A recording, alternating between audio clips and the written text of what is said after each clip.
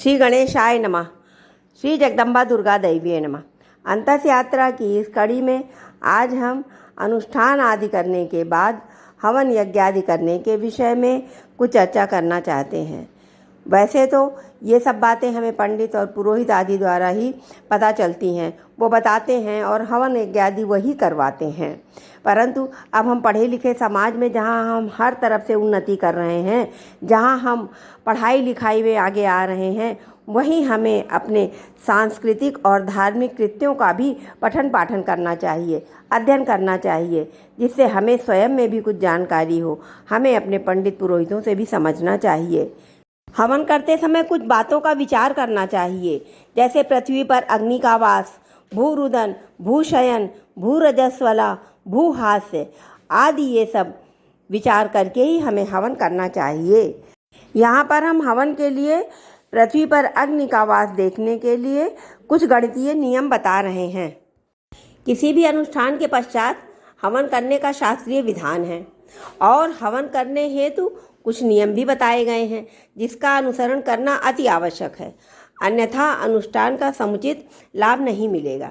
इसमें सबसे महत्वपूर्ण बात है कि हवन के दिन अग्नि का वास पता करना, ताकि हवन का शुभ फल आपको प्राप्त हो सके। बहुत से लोग अग्निवास नहीं जानते होंगे। हमारे पंडित जी और पुरोहित जी इन सब का विचार करके ही हवन यज्ञ आदि करवाते हैं। फिर भी अगर हमें कुछ जानकारी रहे तो हम उसका लाभ अपने दैनिक जीवन में उठा सकते हैं, क्योंकि अग्नि का वास सदैव पृथ्वी पर नहीं होता है।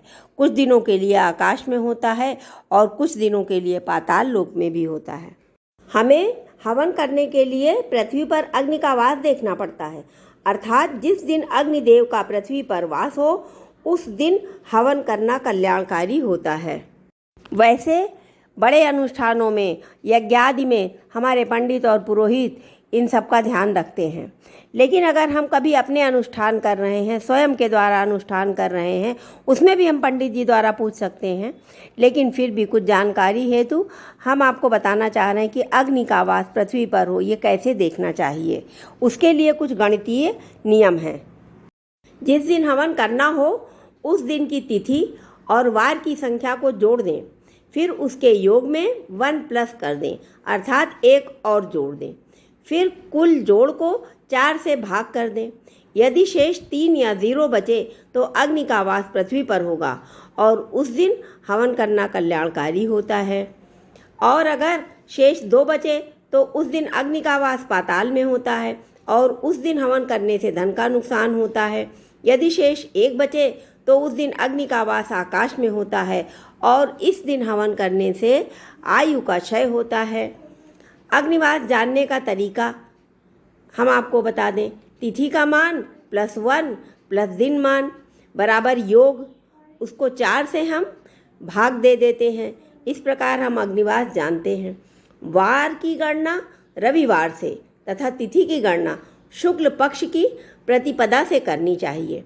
इसके लिए हम आपको उदाहरण देकर समझाना चाहते हैं। मान लीजिए कि हम कृष्ण पक्ष की पंचमी तिथि में चल रहे हैं, तो शुक्ल पक्ष प्रतिपदा से पूर्णिमा तक 15 तिथि और 5 दिन कृष्ण पक्ष के, तो कुल योग आया 15 + 5 और उसमें 1 हमें जोड़ना होता है, तो कुल मिलाकर के 21 की संख्या हुई। दिन का मान रविवार को 1, सोमवार को 2, मंगलवार को 3, बुधवार को 4, बृहस्पतिवार को 5, शुक्रवार को 6 और शनिवार को 7 होता है। इस प्रकार हमें जिस दिन हवन करना हो उस दिन की संख्या ले लेते हैं। यदि हमें जैसे सोमवार को हवन करना है तो इसमें हम 2 और जोड़ देंगे। अब कुल मिलाकर के 23 आ गया। 23 को हम 4 से भाग देते हैं तो शेष 3 बचा, अर्थात आज पृथ्वी पर अग्नि का वास है। पृथ्वी पर अग्नि का वास सुखकारी होता है। इसके लिए हमेशा हवन तभी करें जब इसमें 0 अथवा 3 शेष बचे और आप कल्याण के भागी बने। अब हमारे पास कभी कभी ऐसे संयोग होते हैं कि हम हवन के लिए पृथ्वी पर अग्नि का वास विचार नहीं कर सकते हैं।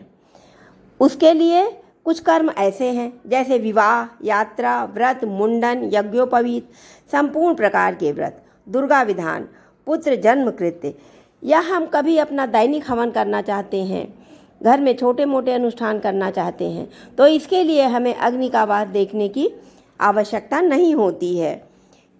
हम ये हवन स्वयं कर सकते हैं या पंडित या पुरोहित द्वारा भी बुलाकर कर सकते हैं। महारुद्रव्रत, अमावस्या, ग्रहण और नित्य नैमित्य कार्यों के लिए भी अग्निवास चक्र देखने की आवश्यकता नहीं होती है। और अब बताएं अग्निवास का विचार कहाँ आवश्यक होता है। इनमें प्रथम है काम्य कर्म, अर्थात किसी भी कामना से किया जाने वाला विधान या अनुष्ठान। लाख करोड़ मंत्रों तक हवन, शांति कर्म आदि के हवन में अग्निवास का चक्र देखना नितांत आवश्यक है, जिससे हमें इन यज्ञ कर्मों का संपूर्ण फल प्राप्त हो और हमारा यज्ञ और अनुष्ठान सार्थक हो। जय श्री हरि। शांताकारं भुजगशयनं पद्मनाभं सुरेशं विश्वाधारं गगनसदृशं मेघवर्णं शुभांगं लक्ष्मीकान्तं कमलनयनं योगिभिर्ध्यानुगम्यं वन्दे विष्णु भवभयहरं सर्वलोकैकनाथं नमामि।